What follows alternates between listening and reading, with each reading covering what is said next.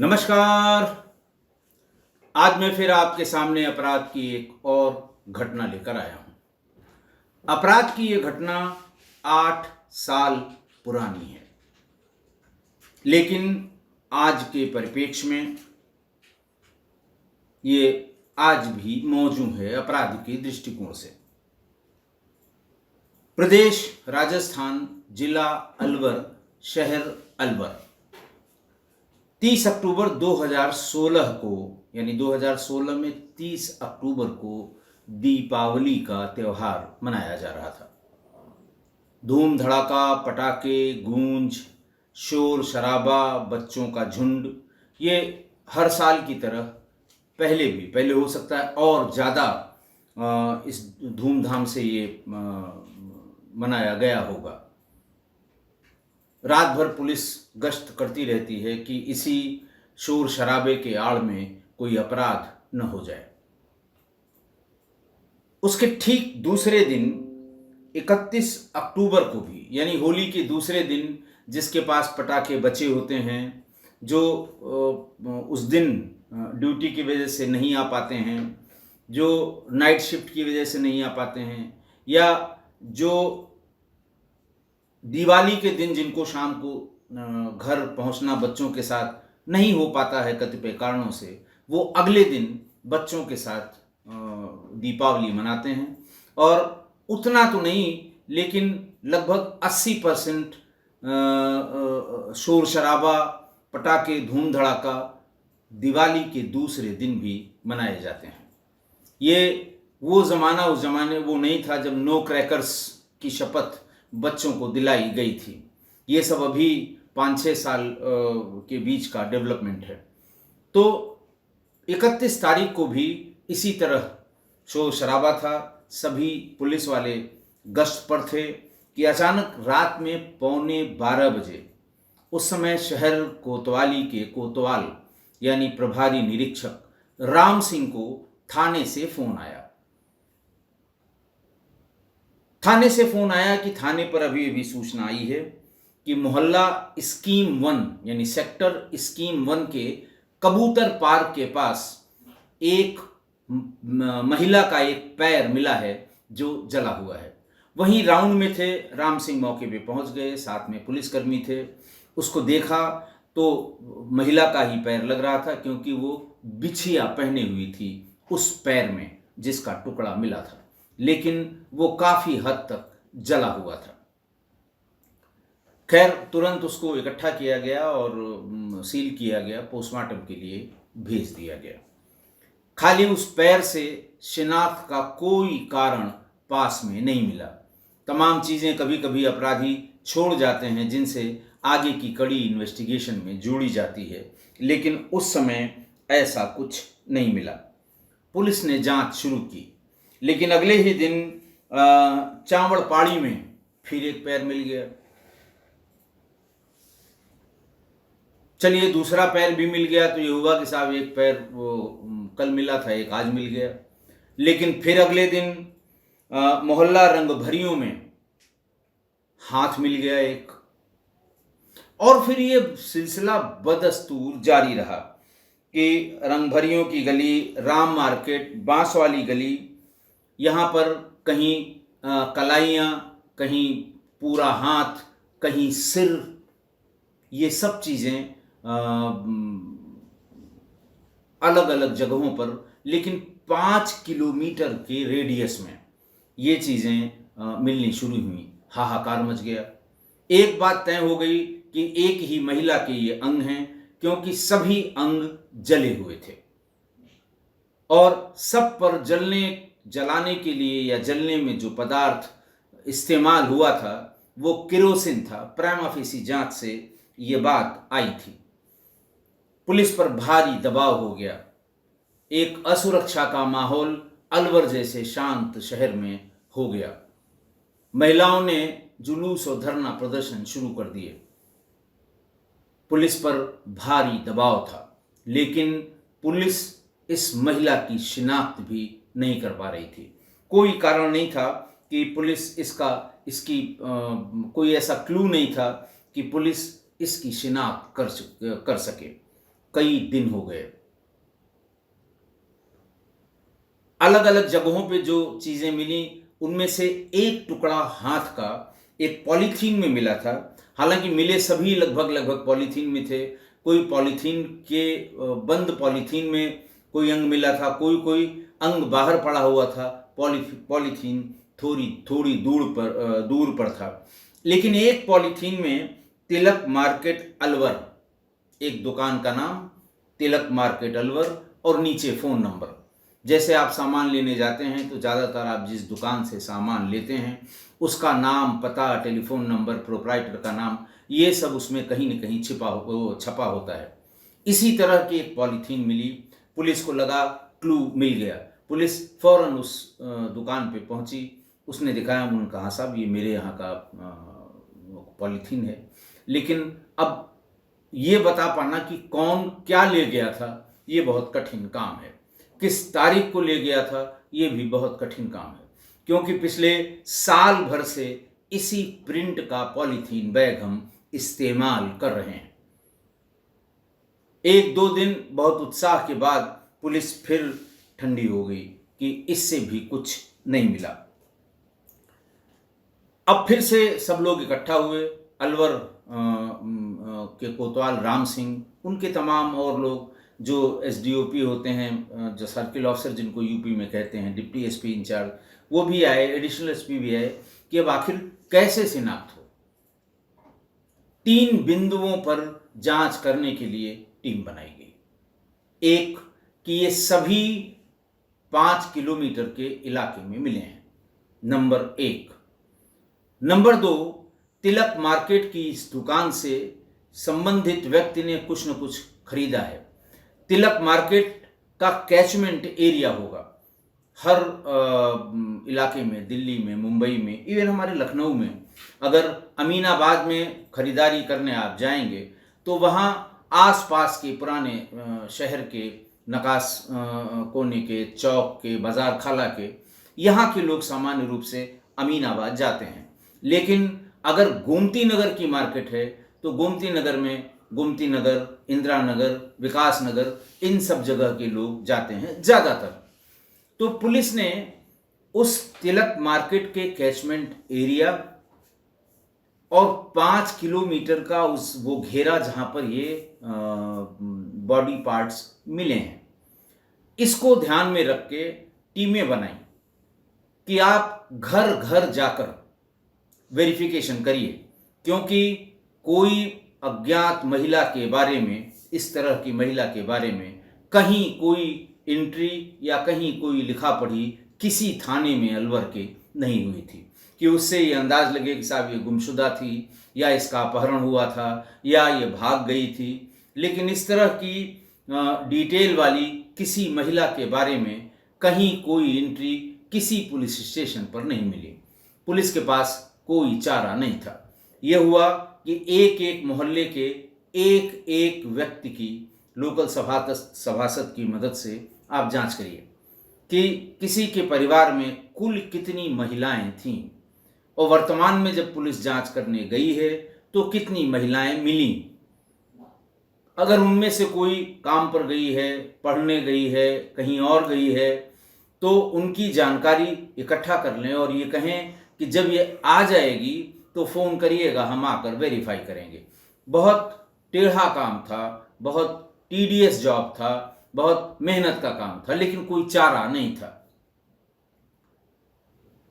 बहरहाल 3-4 दिनों में इस बड़ी मशक्कत के बाद एक जगह रे ऑफ होप, यानी आशा की एक किरण दिखाई पड़ी। डोर टू डोर सर्वे इसका नाम दिया गया। तो डोर टू डोर सर्वे में सक्कापाड़ी मोहल्ले में जब ये टीम पहुंची योगेश उर्फ चुच्चू मेहरोत्रा के घर, तो वहां चुच्चू मेहरोत्रा और उसकी 4 साल की बिटिया भावना मौजूद थी। पूछा गया कि मां इसकी कहां है। चुच्चू ने कहा वो काम पर गई है। टीम ने पूछा काम पर कहाँ गई है, क्या काम करती है। साहब घर पे वो काम करती है, खाना बनाने का, चौका बर्तन का, इस तरह का काम करती है। कितनी दूर तक गई होगी और कब तक आएगी? उसने कहा साहब अब कभी कभी 2 घंटे भी लग जाते हैं, कभी कभी 3-4 घंटे भी लग जाते हैं, ये उसके ऊपर है। पुलिस ने कहा ठीक है, जब आ जाएगी तो इस फ़ोन नंबर पर टेलीफोन करना, हम आकर वेरीफाई करेंगे। 4 साल की उस बिटिया से भी पूछा, लेकिन बिटिया कोई सवाल का जवाब देने से पहले अपने पिता यानी योगेश उर्फ चुच्चू मेहरोत्रा की तरफ देखती थी और बड़ी मुश्किल से 1-2 सवाल का जवाब उसने दिया, जैसे माँ क्या करती है? काम करती है। कब गई है? कुछ नहीं बोली। कहाँ गई है? कुछ नहीं बोली। करीब 3 घंटे बाद जब दिया गया टास्क या उस मोहल्ले के जितने 150 घर थे वहाँ काम कर चुकी ये पुलिस की टीम, तो पुलिस के टीम मेंबर्स ने कहा कि साहब 2-2.5 घंटे हो गए हैं, एक बार फिर योगेश के घर चलते हैं और देखते हैं कि उसकी पत्नी आई कि नहीं आई, क्योंकि वो भी बहुत अटक अटक के बात कर रहा था और उसकी बिटिया भी ऐसा लग रहा था कि कुछ डरी सहमी है, कुछ भी पूछने पर पहले पिता की तरफ देखती थी। 2.5 घंटे बाद वो टीम लौट के फिर योगेश के यहाँ पहुंची तो देखा कि योगेश के घर में ताला बंद है।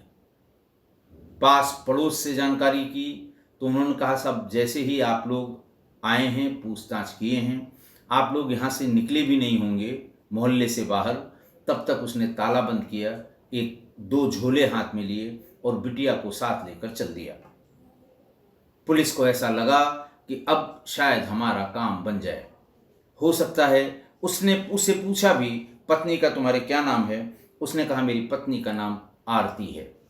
उम्र पूछी गई, बताया उसने 25 वर्ष है। बिटिया का क्या नाम है? उसने बताया कि भावना है। कितने साल की है? बोले 4 साल की है। शादी कब हुई थी? उनका 5 साल पहले हुई थी। लेकिन जब वो ताला बंद करके भाग गया तो ये लगा कि हो सकता है ये लाश सरिता की ही हो और हो सकता है ये अपराधी उसका हस्बैंड योगेश उर्फ चुच्चू मेहरोत्रा ही हो। अब जो उसका मोबाइल नंबर था जो पुलिस ने नोट किया था उससे उसको ढूंढना शुरू किया गया और जहां जहां संभावित स्थान हो सकते हैं उनके और रिश्तेदारों का नाम पता किया। जो बी पार्टी उस मोबाइल में निकली थी उसमें उसके फूफा का पता लग गया, उसके चाचा का पता लग गया। सबको पुलिस ने बिठा लिया कि कहाँ और जा सकता है।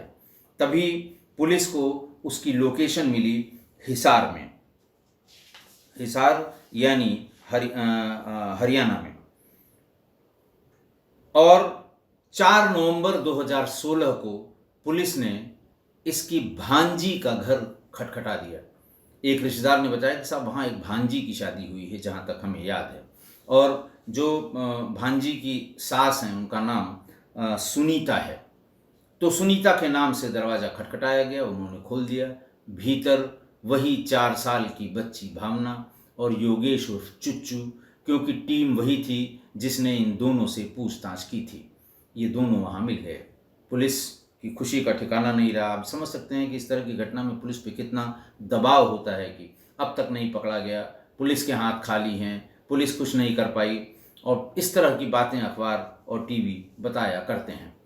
उसको ले आई और हिसार के हरिनगर में ये उसकी भांजी रहती थी जहाँ से वो पकड़ा गया था। सुनीता ने ये बताया कि साहब रात में करीब 12 बजे के आसपास इसने दरवाज़ा खटखटाया। साथ में बच्ची थी इसलिए हम लोगों ने खोल दिया, वरना रात में हम लोग दरवाज़ा खोलते नहीं हैं। भीतर आया लड़का, हमारी बहू का मामा था, और उसके 3-4 घंटे बाद ही पुलिस आ गई और पुलिस उसको पकड़कर ले गई। अच्छी वाली पूछताछ के बाद कोतवाल राम सिंह ने बताया कि वही डिटेल जो उसने बताई थी कि 5 साल पहले उसकी शादी पटना की रहने वाली आरती से हुई थी, उससे एक बच्ची भी हुई थी। आरती लोगों के घर झाड़ू पोंछा और खाना बनाने का काम करती थी, और योगेश हलवाई था जो मिठाई की दुकान पर बैठता था। उसने बताया कि दिवाली के दिन यानी 30 अक्टूबर 2016 को चुच्चू और आरती शाम को घर में बैठे हुए थे। आरती ने कहा कि तुम कई बार कह चुके हो कि इस मकान को बेच के फला जगह नया नया मकान लेना है, पैसा भी तुमने इकट्ठा कर लिया है, तो अब इसको कब बेचोगे? वैसे तो आज दिवाली का दिन है, अगर तुमने अब तक बेच दिया होता तो आज दिवाली के दिन हम लोग उस मकान में गृह प्रवेश करते। चुच्चू ने कहा कि मत परेशान हो, मैं बहुत जल्दी बेच दूंगा। लेकिन वो आर्गूमेंट करती रही आरती कि तुमने हमेशा ऐसा ही कहा, और पहले बेच दिया होता तो ये हो जाता, आज गृह प्रवेश हो जाता, आज नए मकान में जाते, और ये दिवाली का गिफ्ट होता, कितना अच्छा लगता, बिटिया को भी अच्छा लगता, हम लोग नए मकान में दिवाली। इस तरह की बातें, इरिटेटिंग बातें जिसे कहते हैं, वो करती रही। अचानक चुच्चू ने कहा कि बंद करो बोलना, वरना मेरी खोपड़ी गर्म हो रही है। लेकिन वो फिर भी नहीं मानी। वो भीतर से केरोसिन उठाकर ले आया, सिर से उसको केरोसिन से डुबो दिया, और फिर भी वो कहती रही अच्छा आग लगा के दिखा। आग लगा दी, वहीं पर वो तड़प तड़प कर मर गई। ये पूरा वाकया उसकी बेटी 4 साल की भावना ने भी देखा। जब आग बुझ गई,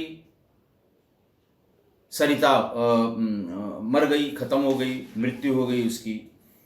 आरती, जब आरती की मृत्यु हो गई तो उसने फौरन बिस्किट और कुरकुरे और तमाम चीज़ें अपनी बेटी को ला कर दिए, और ये कहा कि देखो किसी से इस बात का जिक्र मत करना, और हम हैं, हम सब करेंगे, तुम्हारी माँ तो लड़ती रहती थी। इस तरह उसको उसने इमोशनली ऐसा तैयार किया कि ऐसा न हो कोई इस बीच में आ जाए और ये बता दे। जब वो उसको जब अच्छा खाना पीना खिला के उसे सुला दिया, उसके बाद वो सबसे पहले भाग के अपनी बहन काला के पास गया और उससे बताया कि मुझसे इस तरह से हो गया है, मेरी मदद करो। काला ने कोई भी मदद करने से इनकार कर दिया और ये कहा कि फ़ौरन मेरे घर से निकल जाओ। वो उसके बाद फिर जब वो घर पहुंचा और जो वो वृत्तांत बता रहा था, सुनने वालों का भी कलेजा कांप गया। उसने कहा कि गेट बंद करके सब्जी काटने वाले चाकू से सबसे पहले उसके हाथों के जोड़ की स्किन को काटा और फिर हाथों को मरोड़ के हाथ को उखाड़ लिया। ऐसा दोनों हाथों के साथ किया। उसके बाद छाती पर पैर रखकर इसी तरह पैर के पास की यानी जोड़ के पास की स्किन को सब्जी वाले चाकू से काटा और फिर उसे जोर से उल्टी तरफ टेढ़ा करके और उखाड़ दिया। तो 2 हाथ 2 पैर अलग हो गए। फिर उनको हाथ को मोड़ों से करके बांध दिया ताकि वो एक बैग में आ जाएं। इसी तरह पैर को भी मोड़ के उसे रस्सी से बांध के अलग कर दिया। ठीक इसी तरह से गर्दन के आसपास की स्किन काट के और गर्दन को झटके से मरोड़ के गर्दन को भी शरीर से अलग कर दिया। इन सभी को 5 अलग अलग पॉलीथीन में डाल लिया। उसके बाद रात भर इत्मीनान से जो बीच का धड़ का पोर्शन है उसके इतने बड़े टुकड़े जो फ्रिज में आ जाएं उसको काट लिया। काटने के बाद उस हिस्से को फ्रिज में डाल दिया। अपने कपड़ों को भी एक उसमें पॉलीथीन में डाल दिया। अच्छी तरह से नहा धो लिया। बच्ची सो रही थी। सवेरे ऐसा लगा जैसे कुछ हुआ ही नहीं। और जैसे ही 31 तारीख में दिन डूबा, अपनी लूना उसके पास थी जो पहले चलती थी, मोपेड कह लीजिए, लूना मोपेड उससे सबसे पहले गया और जहां सबसे पहले बॉडी पार्ट बरामद हुआ था स्कीम 1 के कबूतर पार्क के पास, वहां फेंकाया। फिर अगले 2-3 दिनों में एक एक बॉडी पार्ट को उसमें पॉलीथीन में रख के झोले में लूना में टांगता था। जहां कहीं एक कान देखता था वहां फेंक देता था और फिर इत्मीनान से घर आकर वो रहने लगा। उसने कभी सपने में भी नहीं सोचा था कि ऐसा कि पुलिस उसके पास तक पहुंच भी पाएगी। पुलिस ने पूछा उससे कि भाई इस तरह से बहुत ही जो तरीका है कि खाल काट के उसके बाद टेढ़ा करके और झटके से उसको उखाड़ देना, ये दिमाग में कहाँ से है। उसने कहा साहब देखिए, मैं मीट के चक्कर में बकरा मंडी हमेशा जाता था, अपने सामने ही बकरों को कटते हुए देखता था और मैं ये देखता था कि कैसे उसके हाथ पैर और मुंडी को कसाई अलग करता है झटका देके, उसको मरोड़ के और जोड़ों से उसे अलग कर देता है। तो मेरे दिमाग में था कि इसको अलग अलग कर देंगे, न पुलिस सबको इकट्ठा कर पाएगी एक साथ, न एक साथ इनको ढूंढ पाएगी और न इसकी शिनाख्त हो पाएगी। ये उसके दिमाग में चल रहा था। उसका ये वृत्तांत सुनकर अच्छों की भी रूह कांप जाती है। पुलिस वाले भी आखिरकार आदमी ही हैं। खैर, पुलिस वालों ने उसके साथ जाकर चुच्चू के मकान से चाकू और आरी, केरोसिन का वो जरीकेन जिससे उसने जलाया था, आरती की चप्पलें, उसके अपने खून से सने हुए कपड़े, फ्रिज जिसमें बॉडी के तमाम पार्ट अभी भी मौजूद पड़े हुए थे, और इन सभी कटे हुए अंगों को जिस मोपेड, लूना मोपेड से फेंका गया था, ये सब पुलिस ने बरामद कर लिए। इतना जघन्य हत्याकांड। और ट्रायल हुआ, बड़ा फास्ट ट्रैक कोर्ट में बहुत तेज ट्रायल हुआ, और अक्टूबर 2020 में एडिशनल सेशंस जज 3 ऑनरेबल संदीप आनंद ने अपने 77 पेज के फैसले को सुनाते हुए योगेश मल्होत्रा को आजीवन कारावास और 30,000 रुपये जुर्माने की सजा सुनाई। इस मामले में चश्मदीद गवाह आरती, यानी मृतका की बेटी, वही अकेली चश्मदीद गवाह थी, और उसी की गवाही पर इस सजा का ऐलान ऑनरेबल एडिशनल डिस्ट्रिक्ट जज ने किया था। एडीजे संदीप आनंद साहब ने फैसले में लिखा है कि योगेश ने जिस अग्नि की शपथ लेकर पत्नी आरती को रक्षा करने का वचन दिया था, उसी अग्नि में पत्नी को जलाकर उसकी नृशंस हत्या कर दी। यह न केवल पति पत्नी के मध्य स्थापित भरोसे के संबंधों की हत्या है, बल्कि उस ममतामयी रिश्ते की भी हत्या है जिससे आरती की 4 वर्षीय बेटी भावना अपने संपूर्ण जीवन के लिए महरूम हो गई। बिल्कुल सही बात है, और हो सकता है कानूनी दांव पेच में कुछ प्रोसिक्यूटर से कमी रह गई, वरना काम तो ये रेयरेस्ट ऑफ रेयर मर्डर का था और फांसी की सज़ा होनी चाहिए थी। खैर, जो होता है वो ठीक ही होता है, ठीक के लिए होता है। हो सकता है अब आप बाकी सब आप समझदार हैं कि आजीवन कारावास में भी मृत्यु तक जेलों में रहने के आदेश भी होते हैं। एग्जैक्ट वर्डिंग इस आजीवन कारावास की मेरे पास नहीं है, लेकिन जो होगा वो अच्छा ही हुआ होगा।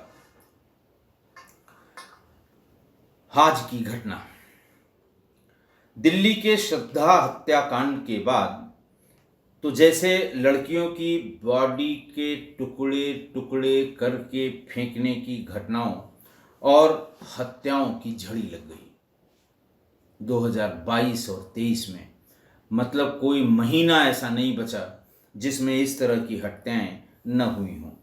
तो लोगों ने यही माना कि ये इंटरनेट की क्रांति के बाद लोगों का दिमाग प्रदूषित हो गया है, घर बैठे बैठे पूरी दुनिया देखने की आदत लोगों को लग गई है, और उसी में वो हत्या करने और हत्या से बचने के तरीकों का ज्ञान इंटरनेट से प्राप्त करके ये सारी घटनाएं कारित की गई हैं। हालांकि हाल की इन सभी घटनाओं में 95% लिव इन रिलेशंस में हुई थी और उसमें लड़कियां ही मारी गई थी। ऐसी और ये सारी जितनी घटनाएं टीवी और अखबारों में प्रमुखता से छपी 2023 में, खासकर ये सभी मेट्रो सिटीज़ में हुई थी, यानी जहाँ पर जिसे आप तथाकथित एडवांस कल्चर कहते हैं, जिसे हाई फाई लाइफ स्टाइल कहते हैं, और जहाँ ज़्यादा पढ़े लिखे लोगों का समूह होता है। ये सभी घटनाएं वहीं पर कारित की गई थी या वहाँ पर हुई थी, वहीं पर पाई गई थी, क्योंकि सोशल मीडिया से अपार ज्ञान अर्जित करके ये जो ज्ञानी लोग हैं, इन्हीं लोगों ने ऐसी घटनाएं, ये परम ज्ञानियों के द्वारा की गई ये हत्याएं थीं और घटनाएं थीं, और जमाने ने इसका सारा ठीकरा मोबाइल इंटरनेट पर परोसी जाने वाली सामग्री पर फोड़ दिया। उस समय के आप कमेंट देख लीजिए कि कहाँ से ज्ञान प्राप्त किया इन लोगों ने।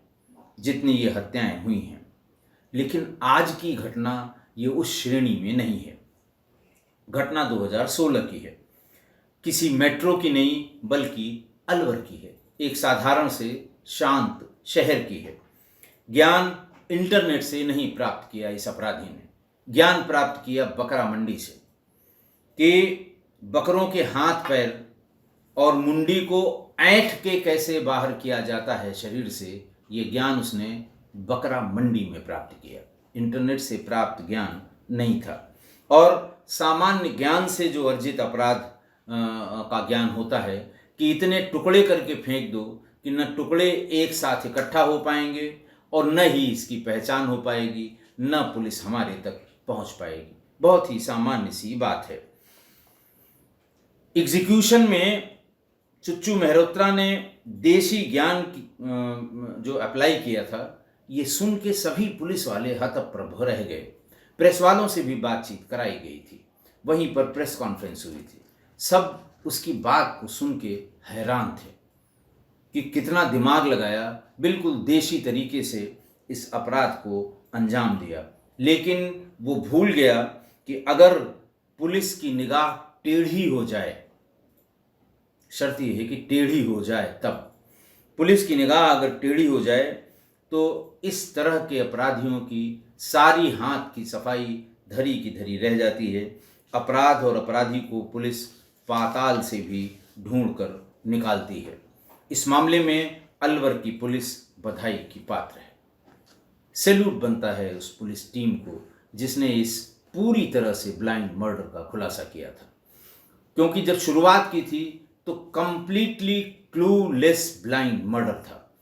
पहले मृतका की पहचान सबसे बड़ा चैलेंज था, और मृतका की पहचान भी जो पुलिस ने की वो सब देशी और ट्रेडिशनल तरीके से की कि साहब 5 किलोमीटर का दायरा जहां मिले, एक पॉलिथीन जो उसी इलाके की मार्केट की है, वहां से किसी के गायब होने की, अपहरण होने की, छूट जाने की, गिर जाने की कोई सूचना कहीं नहीं दर्ज है। तो देशी तरीका है कि हर घर में जाके कितनी महिलाएं हैं उसको तस्दीक करिए। अगर कोई झूठ बोलता है और अगल बगल वाला उसको कंट्रडिक्ट करता है, उसको ले आइए और फिर उसी से इस अपराध को खोला जाए। तो पुलिस ने भी पूरे देशी तरीके से अपराधी को ढूंढ लिया। अब देखिए, मृतका का कसूर सिर्फ इतना था कि वो सुंदर थी, खूबसूरत थी, अच्छे कपड़े पहनने की शौकीन थी। घरों में खाना बनाने का, साफ सफाई का, झाड़ू पोंछे का ये काम करती थी। और मेट्रो में तो कोई घर नहीं है जहाँ पर इस तरह की महिला कर्मी इस तरह का काम करने ना आती हों। लेकिन ऐसा नहीं है कि सब मैले कुचैले कपड़ों में आती हैं। बहुत सी ऐसी होती हैं जो, जैसे बम्बई के लिए तो वो काम वाली बाई एक मीम बन जाती है। काम वाली बाई को लेके हजारों हजार फूहड़ वो हैं, जोक्स हैं काम वाली बाई। तो अगर वो अच्छा कपड़ा पहन के अपने कार्यस्थल पे जा रही है, इसका मतलब बिल्कुल नहीं है कि उसके चरित्र पर किसी को उंगली मतलब किसी को हक नहीं है कि उसके चरित्र पर उंगली उठाए। मृतका भी इसी तरह से साफ सुथरे कपड़े पहनकर सच संवर के और फिर अपने काम पर जाती थी। ये बात चुच्चू मेहरोत्रा को खराब लगती थी और उसके दिमाग में शक का ये कीड़ा बैठ गया कि जरूर ये किसी न किसी के चक्कर में है, इसीलिए रोज ये सच संवर के जाती है। मतलब आप ये समझिए कि क्या इस शक की बीमारी का कौन सा इलाज है। यानी कोई भी विवाहित महिला या अविवाहित महिला अपने कार्यस्थल पर सवेरे जाती है तो वो कोशिश करती है कि अच्छे कपड़े पहन के साफ सुथरे और जो सौंदर्य प्रसाधन का प्रयोग कर सकती हैं, सामान्य रूप से लड़कियां या महिलाएं उसको प्रयोग करके सच संवर कर जाती है। और इसका मतलब ये लगाया जाए कि जरूर किसी न किसी के लिए इतना तैयार होकर जाती है। कितना मतलब कितनी घटिया सोच हो सकती है, लेकिन है तो है, यही सोच थी और इसी सोच की वजह से वो बेचारी मारी गई। अब इस दूषित मानसिकता का क्या किया जाए, इस शक का क्या इलाज किया जाए, क्या दवा दी जाए कि ऐसा शक न हो। लेकिन चुच्चू मेहरोत्रा को ये शक भी हो गया और चुच्चू मेहरोत्रा की मानसिकता भी बहुत ही घृणित और आपराधिक हो गई। तो जिस घर में कामकाजी महिलाएं या लड़कियां, उनका जो स्त्रियोचित गुण है, सजने का, संवरने का, तैयार होने का, साफ सफाई रखने का, बाहर अगर निकलती हैं तो कोई ये ना टोके कि तुम्हारी साड़ी या तुम्हारा कपड़ा गंदा है, मैला है। तो वो स्त्रियोचित गुण है। महिला कहीं की भी हो, गरीब हो, अमीर हो, कामकाजी हो, घरेलू हो, कोई भी हो, तो अगर जिस घर में कामकाजी महिलाएं या लड़कियां स्त्रियोचित गुण के कारण साफ सुथरे कपड़े पहनकर सच संवर कर निकलें, तो आप भी कतई ये भ्रम दिमाग में न लाएं या भ्रम अपने दिमाग में न घुसने दें और सुखी जीवन अपना रखें। कोई शंका करने का आधार जब तक न हो, केवल उसके सज धज के जाने को शंका का आधार मत बनाएं। आशा है आप मेरी इस बात से सहमत होंगे। आज के लिए इतना ही। बहुत बहुत धन्यवाद।